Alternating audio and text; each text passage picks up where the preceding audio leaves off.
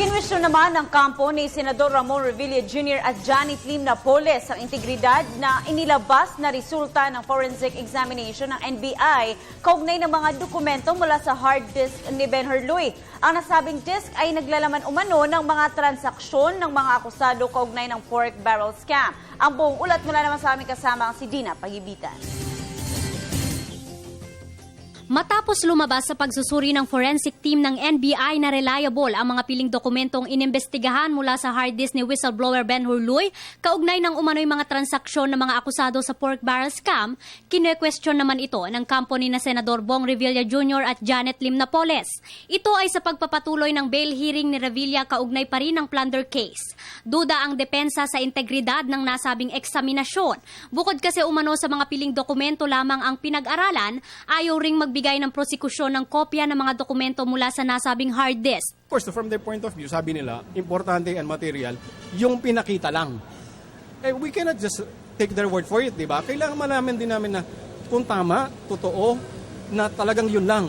Para malaman din namin yun, kailangan makita namin yung buo. Kasi sila nakita nila yung lahat ng laman. Sagot naman ng prosekusyon, hindi sila maaaring magbigay ng kopya dahil maaaring makompromiso ang iba pang dokumento na nasa hard disk. Nakita ba nila halimbawa yung mga records ng ibang legislator, relevant ba yun sa kaso na ito? Hindi naman sila akusado. Kung makita ba nila ang mga transaksyon ni Senator Enrile, ni Senator Estrada, relevant ba yun sa kaso na ito? May guideline pa rin. Ang magdidetermine, yung relevant at materiality, ang korte magdidetermine yan.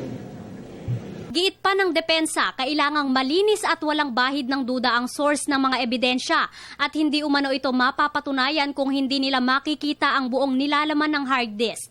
Sakaling hindi mabigyan ng kopya, kailangan din umanong i-strike o tanggalin ang mga pahayag ni Luy bilang testigo. Sagot naman ng prosekusyon. Hindi pwede yun.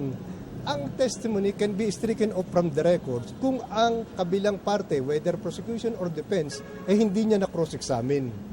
Nakita nyo, ang tagal-tagal kin-cross-examine si Benhar. Una nang napagkasundo ang magbibigay ng kopya ang prosekusyon sa depensa ng mga dokumento, ngunit kalaunan ay hindi ito pinayagan ni Luy.